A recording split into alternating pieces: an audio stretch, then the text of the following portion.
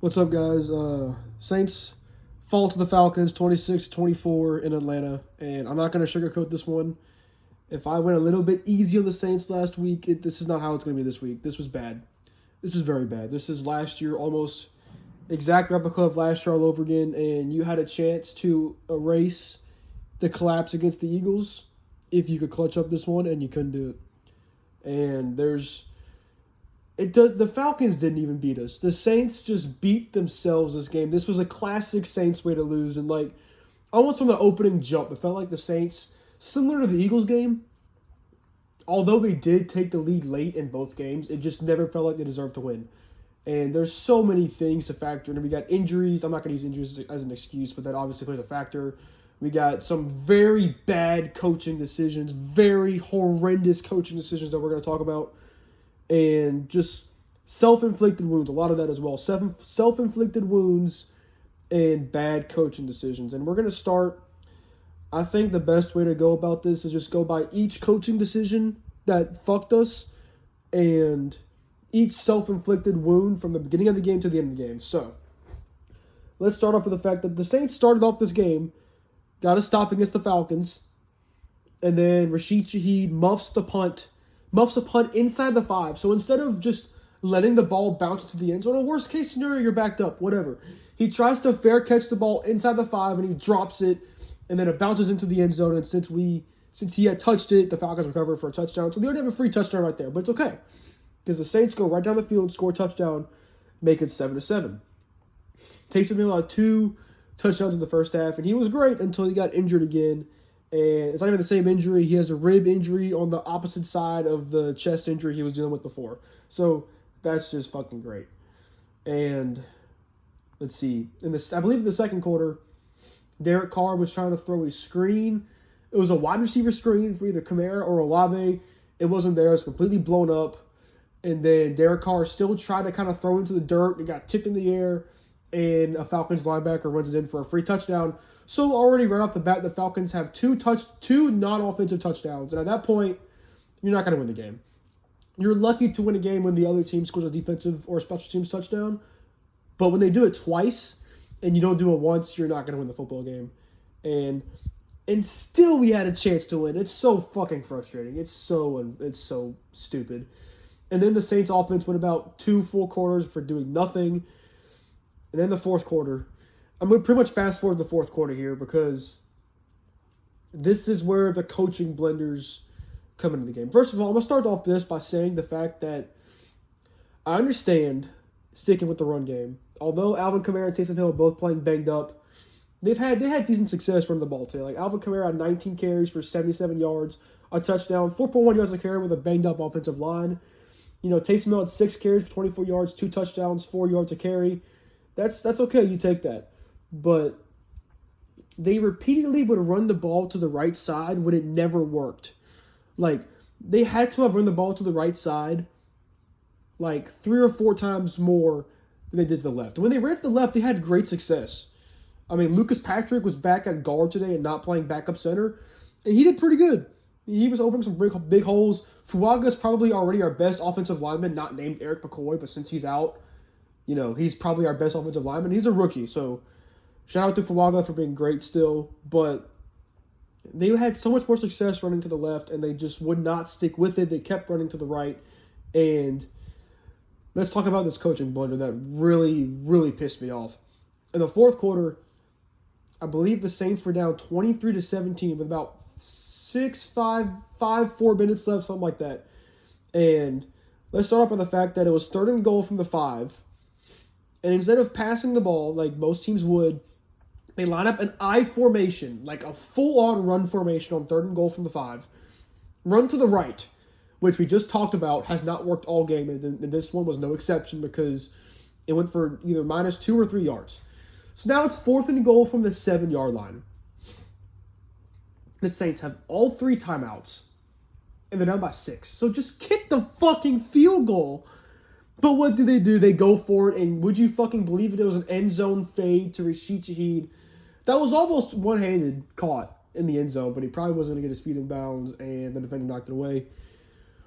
Just a terrible decision. I already listened to Dennis Allen's press conference at the end of the game, and he defended the decision by saying that he doesn't think the game would have played out the same way if they went for the field goal. But, like, you got to get a stop anyway. Just kick the points, because at that point, you should trust your defense, because they only allowed 6 or 9 points. Like, they allowed no touchdowns this game. Defense allowed no touchdowns, and you still go for it. Now, granted, the Falcons are backed up when you don't get the 4th down, but just get the points, dude. You should have learned from the Eagles last week. Although the Eagles won, they almost fucked themselves by not taking the points when they had the chance to. The Saints didn't take the points, but they still went down the field. Derek Carr and Chris Olave had some clutch connections on that final drive that led to an Alvin Kamara 1 yard rushing touchdown on 3rd and goal. And Groupie made the extra point to take a 24-23 lead. And now we find ourselves in the almost the exact same scenario as last week, where the defense needs to stop. And surprise, surprise, surprise, Paulson Adebo with a 30-yard pass interference. And the Saints from there force a 3-and-out. It's a 58-yard field goal, but obviously Younghoe Koo is going to make the field goal against us. Against any other team, he probably doesn't make it, but Adebo sold this game. Adebo was getting fucking cooked by Darnell Mooney. Darnell Mooney made him his bitch. It was bad. I mean, even at the end of the game, he constantly was getting ahead of Adebo.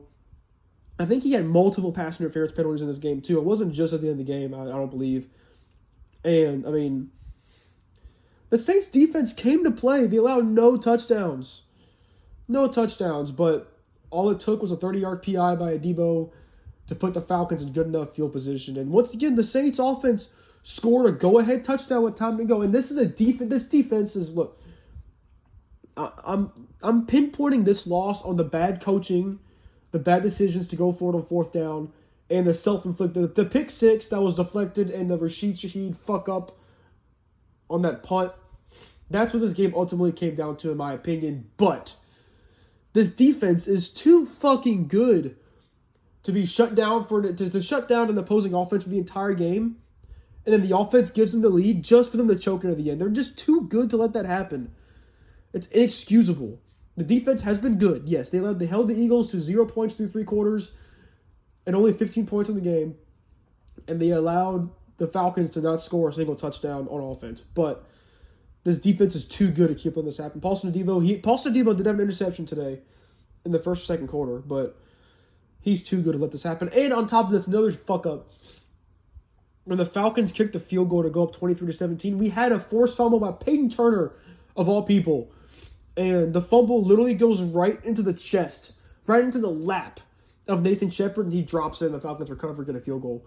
You could have held them to 0 right there. It's just little shit like this. We can't recover fumbles. The Saints just find ways to lose these close games, just like last year, just like the year before, just like every single year under Dennis Allen so far. And look, this team is still very clearly better than last year. This is the best team we've had under Dennis Allen, coaching-wise. Because Clint Kubiak, I still think, is a good offensive coordinator. But whether it was, Clint Kubiak he's still good. I still believe he's a good offensive coordinator, and he's going to continue to get better. But you got to stop running to the right. You got to stop. And the fuck-ups, just the self-inflicted wounds, it has to stop.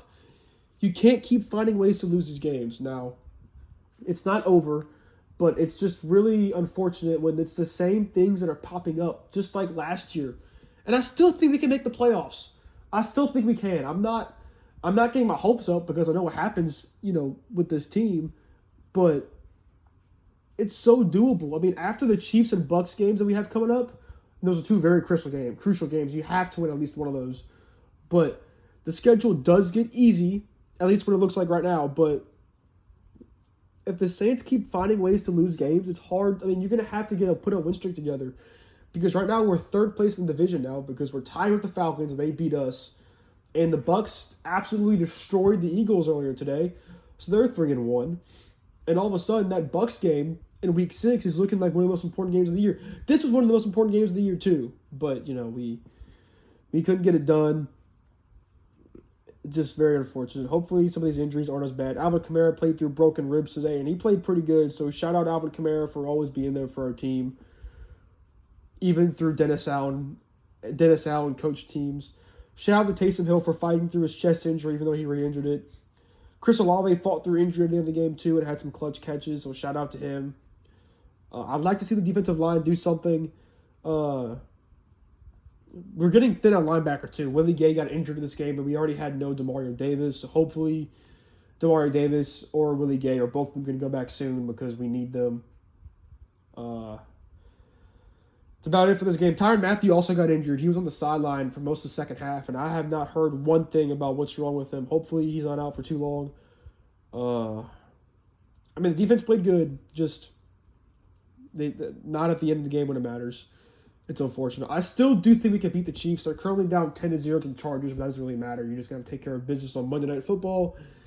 I do think it's a very winnable game because the Chiefs have not looked very good this season. Like, they're really 3 plays away from being 0-3, but they have the best quarterback in the NFL. They have probably the best coach in the NFL. And the Chiefs are like the opposite of us when it comes to close game situations. They always find ways to win games. And good teams find ways to win games. That's why they're back-to-back defending Super Bowl champions and why they're going for a three-peat. So, if you made it this far, thanks for watching. Hopefully that we can get things turned around sooner rather than later because I hate seeing us lose like this back-to-back weeks.